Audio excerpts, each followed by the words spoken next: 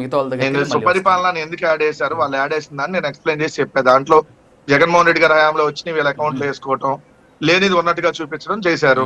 ఎందుకు అన్ని తెలుగు పేపర్లు, హిందీ పేపర్లు అన్నింటిలో ఒక సాక్షి తప్ప అన్నిటికి మొత్తం యాడ్లు ఇచ్చేసి అది 100 కోట్లు డబ్బులు దండగ తప్ప ఏం లేదు. రెండో పాయింట్, సుపరిపాలన అసలు ఎవరికి? రైతులకి ఏమైనా 20,000 ఇచ్చారని గత ఏడాదిలో సుపరిపాలన జరిగిందా? ఆడబిడ్డలకి ఏదైతే నెలకు 1500 అకౌంట్లు వేశారని ఏమన్నా సుపరిపాలన జరిగిందా? మహిళలకు ఉచిత బస్సు ఇచ్చారని చెప్పి ఏమన్నా సుపరిపాలన జరిగిందా? నిరుద్యోగులకు నెల 3,000 ఇచ్చారని ఏమన్నా సుపరిపాలన అని చెప్పదలుచుకున్నారా? ఏ వర్గానికి సుపరిపాలన? ఉద్యోగస్తులకి ఇందాక మన విశ్లేషకులు గారు చెప్తా ఉద్యోగస్తులకు జీతాలు టెన్షన్కి వస్తున్నాయి అన్నారు. జూలై నెల మాత్రం 1వ తారీఖు జీతాలు వచ్చినాయి. కాబట్టి మీరు చెక్ చేసుకోండి, ఏ నెల తర్వాత నుంచి 1వ తారీఖు జీతాలు లేవు. 3 డిఏలు పెండింగ్ ఉన్నాయి. 3 డిఏలు, వాళ్ళకి సంబంధించిన హాస్పిటల్ ఖర్చులు కూడా ఇట్లా మన ఉద్యోగ సంఘ నాయకులు వచ్చి ప్రెస్ మీట్ పెట్టారు. మరి ఎవరికి సుపరిపాలన? తెలుగుదేశం జనసేన దోచుకున్న నాయకులకు సుపరిపాలన జరిగిపోతే ఈ రాష్ట్రం అంతా సుపరిపాలన జరిగినట్టేనా? 7,000 కోట్లు డబ్బులు మేము పెట్టెళ్ళాం సార్ అకౌంట్ లో. ఆంధ్రప్రదేశ్ రాష్ట్ర గవర్నమెంట్ అకౌంట్ లో జగన్మోహన్ రెడ్డి గారు దిగిపోయే సమయానికి 7,000 కోట్లు డబ్బులు ఉన్నాయి. కానీ చంద్రబాబు నాయుడు గారు దిగిపోయేటప్పుడు 2014 అప్పుడు మాకు కేవలం 100 కోట్లు డబ్బులు ఉన్నాయి. మళ్ళీ వీళ్ళు 14 లక్షల కోట్లు అప్పులను దుష్ప్రచారం చేశారు. కానీ ఉన్నప్పుడు 6.5 లక్షల కోట్లు. మళ్ళీ ఈ సంవత్సర కాలంలో 1,50,000 కోట్లు అప్పులు చేశారు. నెలకు 15,000 కోట్లు చొప్పున. ఏ అభివృద్ధి కార్యక్రమం చేశారు? ఏ డెవలప్మెంట్ కార్యక్రమం చేశారు చెప్పండి? మేము ఉన్నప్పుడు 2 ఏళ్లు కోవిడ్ ఉంది. 2 ఏళ్లు కోవిడ్ ఉన్నా గ్రామాన సచివాలయం, రైతు భరోసా కేంద్రం, హెల్త్ క్లినిక్, డిజిటల్ లైబ్రరీ, నాడు నేడులో భాగంగా 37,000 స్కూళ్లు 2 దఫాల్లో. ఫస్ట్ దశలో 15,000, తర్వాత 22,000. 3 దశల్లో చేయాలనుకుంటే అది 2 దశల్లోనే 37,000 వరకే ఆగిపోయింది. సో తర్వాత చూస్తే 4 పోర్టులు, 10 ఫిషింగ్ హార్బర్లు, 6 ఫిష్ ల్యాండ్ సెంటర్లు, 17 ప్రభుత్వ మెడికల్ కాలేజీలు. వీళ్ళు ఏం చేశారు సంవత్సర కాలంలో సుపరిపాలన అని చెప్పుకోవడానికి? 188 అత్యాచారాలు జరిగితే లా అండ్ ఆర్డర్ బాగుందని చెబుతున్నారు. 188 అత్యాచారాలు. ఇది అసెంబ్లీలో అనిత గారు ఇచ్చినటువంటి వివరణ సార్. ఏదైతే ఒక్క సెకండ్ దయచేసి నేను చెప్పింది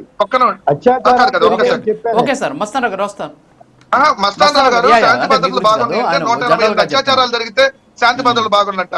తెలుగుదేశం నాయకులు రాప్తాడులో 14 మంది తెలుగుదేశం నాయకులు 9 ఏళ్ల దళిత మహిళని 6 నెలలు అత్యాచారం చేశారు. ఇప్పటికీ కేసు తీసుకోవట్ల పోలీసులు. This is law and order. ఇది ఆంధ్రప్రదేశ్ రాష్ట్రంలో సుపరిపాలన ఇంత అద్భుతంగా ఉంది. కనిపించలేదా వెంకటరెడ్డి గారు? గత ఏడాది జూన్ ఎవరైతే ఎవరి గురించి అయితే అనంతపురం ఇన్సిడెంట్ మాట్లాడుతున్నావో నిన్న తీసుకొచ్చి వాళ్ళని అరెస్ట్ చేసింది నీకు కనిపించలేదా? 8 నెలల కాలంలో మహిళల నేరాలకు సంబంధించి అనంతపురంలో వాళ్ళని తీసుకొచ్చి అరెస్ట్ చేసింది నీకు కనిపించలేదా? సమాధానం చెప్పండి. 3 అఘాయిత్యాల మహిళలు అనంతపురంలో వాళ్ళని అరెస్ట్ చేసింది కనిపించలేదా? ముసిపోయారా? ఇదే సుపరిపాలన. ఓకే వెంకటరెడ్డి గారు వస్తాను మీ దగ్గరికి వస్తాను. ఓకే మిగతా కీర్తన్ గారు ఉన్నారు, వారితో మాట్లాడి మీ దగ్గరికి వస్తాను. కీర్తన్ గారు గుడ్ మార్నింగ్. సో ఏంటి వెంకటరెడ్డి గారు చాలా ఆవేదనతో మాట్లాడుతున్నారు. 1 year లో ఏం జరిగింది? ఈ రోజు మహిళల మీద అఘాయిత్యాలు జరుగుతున్నాయి, ప్రతి 3 నిమిషాలకి ఏదో ఒక ఘటన జరుగుతుందని చెప్పేసి కూడా కొన్ని లెక్కలు కూడా చెబుతూ ఉన్నటువంటి పరిస్థితి ఏంటి? ఓవరాల్ గా మీరేమో సుపరిపాలన అంటున్నారు, అసలు సుపరిపాలన ఎక్కడ ఉంది? మొత్తం ఏం తెచ్చినాయని కూడా వాళ్ళ అకౌంట్లో వేసుకుంటున్నారని ఆయన చెప్తున్నారు. ఏమంటారు మరి మీరు? ముందుగా రాజుగారు మీకు అలాగే ప్యానల్ ఉన్న పెద్దలకు ప్రైమరీ వీక్షకులకు నమస్కారం సార్. మీకు అలా వైకుంఠపురంలో ఒక డైలాగ్ గుర్తుకుంటది, వీళ్ళు ఒక వర్గానికి ఇన్స్పిరేషన్ సార్. మీరు చెయ్యంది కూడా చేసినట్టు చెప్పడంలో దిట్ట అనడానికి వైసీపీ అధికార ప్రతినిధులని ఆ జగన్మోహన్ రెడ్డి గారిని చూపించచ్చు. వెంకటరెడ్డి గారు కనీసం ఈ 5 ఏళ్లలో మేమేం చేసాం, కూటమి వచ్చిన 1 year లో ఎంత మేరకు చేయగలుగుతా ఉంది, ఇచ్చిన హామీలు ఎంత మేరకు ఇంప్లిమెంట్ చేస్తా ఉంది అనే మాటలో ఒక్కసారన్నా జగన్మోహన్ రెడ్డి గారి దగ్గర సంస్కారం ఎక్స్పెక్ట్ చేయలేము, అలాగే ఇక్కడ వచ్చిన అధికార ప్రతినిధులు ఎక్స్పెక్ట్ చేయలేము. బికాస్ మేము వాళ్ళ ప్రభుత్వంలో ఏమైనా కొన్ని రిఫార్మ్స్ తీసుకొని వచ్చినా, కొన్ని మంచి పనులు జరిగినా మెచ్చుకోవడం జరిగింది. ఈ ప్రభుత్వంలో కనీసం ఒక్క మాట కూడా, ఈవెన్ 1 year లోనే మేము సూపర్ 6 మొత్తం ఇంప్లిమెంట్ చేయాలని ఎక్స్పెక్ట్ చేసిన అధికార ప్రతినిధులు వైసీపీ నుంచి వస్తున్నారు. మీరు 5 ఏళ్లైనా పూర్తి అయిపోయినా కూడా ఎందుకు మీరు ఇచ్చిన హామీలు ఇంప్లిమెంట్ చేయలేకపోయారు అంటే అది ఆన్సర్ చేయలేదు. 1 year లోనే మేము కంప్లీట్ చేయాలి అన్ని అంటున్నారు. మీరు చేసిన అప్పుల భారాన్ని మోస్తూ అభివృద్ధి దిశగా నడిపించడానికి ప్రయత్నాలు చేస్తూ, అలాగే ఇచ్చిన హామీలు ఇంప్లిమెంట్ చేయడం కోసం మేము ఎన్ని విధాల ప్రయత్నాలు చేయాలి, అన్ని విధాల ప్రయత్నాలు మేము చేస్తున్నాం. 100% సక్సీడ్ 1 year లో అవుతారంటే ఎవరో చెప్పలేరు. అది ఫస్ట్ థింగ్. అండ్ మీరు డెవలప్మెంట్ లో ఒకటి గురించన్నా ఇప్పుడు కేంద్రం నుంచి నిధులు తావడంలో మేము ఆల్మోస్ట్ 100% సక్సీడ్ అయ్యామని చెప్పగలుగుతాం. గత ప్రభుత్వంలో ఏ మటుకు సక్సీడ్ అయ్యిందో వెంకటరెడ్డి గారు వాళ్ళ క్యాడర్ ఆలోచించాలి. ఈరోజు పోలవరం పనులు పూర్తవుతున్నాయి. అలాగే అమరావతి, గత ప్రభుత్వంలో అమరావతిలో 3 రాజధానుల పేరుతో 3 ముక్కలు ఆడినప్పుడు కనీసం ఒక రాజధానికి అమరావతి ఉందని మీరు చెప్పుకుంటున్నప్పుడు అమరావతి మీద ఎంత కాన్సన్ట్రేట్ చేశారు?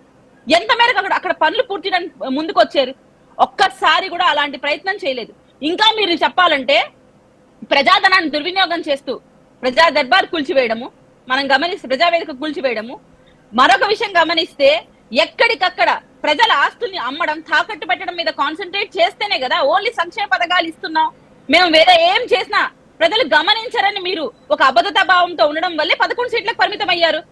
ఈ రోజు కూటమి ప్రభుత్వం అధికారంలోకి వచ్చింది. మీరు చేసిన మంచి పనులు ఏమైనా ఉంటే దాన్ని మేము పక్కన పెట్టడం జరిగిందా? లేదు, ఋషికొండకు 500 కోట్లు ఖర్చు పెట్టి ప్యాలెస్ నిర్మించారు, మేమన్నా కూల్ చేసామా? దాన్ని ఏమన్నా మేము ప్రజాధనాన్ని దుర్వినియోగం చేశామా? మీరు గమనించాల్సింది ఏంటంటే గత ప్రభుత్వంలో రోడ్ల పరిస్థితి ఎలా ఉంది, ఇప్పుడు కూటమి ప్రభుత్వం వచ్చి రోడ్ల కోసం ఎంత నిధులు కేటాయిస్తున్నారు, ఎంత మేరకు డెవలప్మెంట్ చేస్తున్నారు, విద్యారంగం, మౌలిక సదుపాయాలు ఎలా దాన్ని ముందంజలో పెట్టాలనుకుంటున్నారు, ఏ విధంగా ముందుకు తీసుకొని వెళ్తున్నారు. సూపర్ 6 లో భాగంగా గ్యాస్ సిలిండర్ ఫ్రీగా ఇస్తామన్నాం, పెన్షన్లు ఇస్తున్నాం, మేము పెంచిచ్చాం మీకన్నా. మొత్తం మీద మీరు చూస్తే గమనిస్తే మీకన్నా మేము బెటర్ పర్ఫార్మెన్స్ ఇస్తున్నాం. అలాగే ఈ రోజు చూస్తే తల్లికి వందనం, ఏ బిడ్డలు ఎంతమంది బిడ్డలు ఉంటే అంతమందికి ఇస్తామని చెప్పి మళ్ళీ ఒక బిడ్డకు చేసి మళ్ళీ దాన్ని 13,000కు చేసి మళ్ళీ దాంట్లో షరతులు పెట్టి కరెంటు బిల్లులు కారు ఉన్నా ఇవ్వమని చెప్పి 1,90,000 మీరు చేశారు. మేము అలా కాకుండా బిడ్డలందరికీ చదువు అందుబాటులోకి రావాలి, బిడ్డలు చదువుకోవాలి అని ఫస్ట్ ప్రిఫరెన్స్ ఇస్తూ మేము ముందుకు సాగుతున్నాం. ఆ విషయం మాట్లాడరు.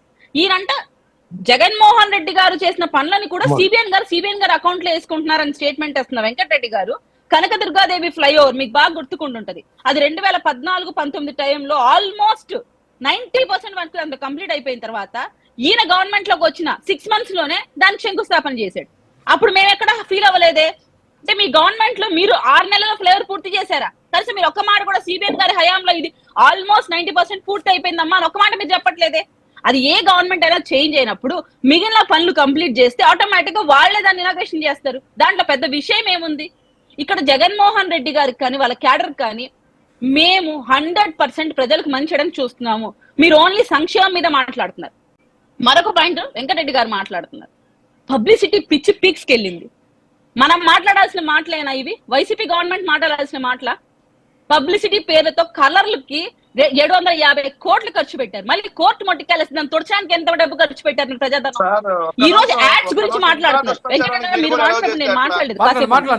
చాలా సేపు నేను వెయిట్ రంగులకి 750 కోట్లని వీళ్ళు అసెంబ్లీలో ఇచ్చారు. కేవలం దానికి సంబంధించి 100 కోట్ల రూపాయలు, అది కూడా వేయటానికి తీయటానికి, అది కూడా పంచాయతీ ఎంబుక్లకు సంబంధించి, అది కూడా వీళ్ళు కోర్టుకి వెళ్ళడం వల్ల 50 కోట్లు.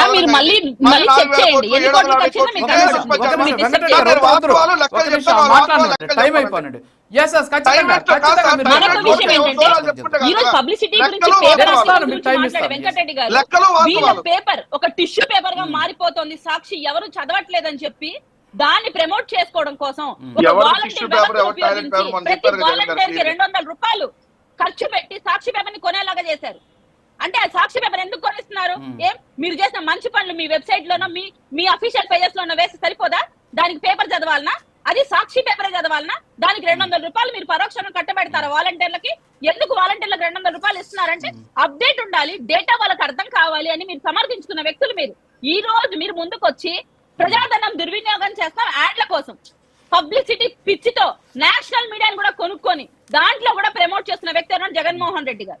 అసలు జగన్మోహన్ రెడ్డి గారు గత 5 ఏళ్లలో మా సూపర్ 6 గురించి మాట్లాడేటప్పుడు వెంకటరెడ్డి గారు మీరు జాబ్ క్యాలెండర్ ఎంతమంది రిలీజ్ చేశారు, మద్యపాన నిషేధం ఎందుకు చేశారు, ఉచిత కరెంట్ ఎంత మేరకు ఇచ్చారు, ఇలా నేను చెప్పుకుంటూ పోతే ఆసరా, ఇలా ప్రతి ఒక్కటి నేను చెప్పుకుంటూ పోతే అసలు మీరు 5 ఏళ్లలో పూర్తి చేస్తుంది ఎంత? పోలవరానికి ఎన్ని నిధులు కేటాయించారు, ఎంత మేరకు పోలవరం గురించి డెవలప్మెంట్ గురించి మాట్లాడారు మీరు? డాఫ్రామ్ వాళ్ళంటే తెలియాలన్నా అన్న చెప్పిన వాళ్ళ సన్నాసులను అక్కడ కూర్చోబెట్టారు మీరు మినిస్టర్స్ గా. ఈ రోజు మీరు ముందుకు వచ్చి కూటమి ప్రభుత్వం మీద మాట్లాడుతున్నారు. లా అండ్ ఆర్డర్ సరిగ్గా లేదు. మనం మాట్లాడాల్సిన మాటల, వైసీపీ మాట్లాడాల్సిన మాటల. మీ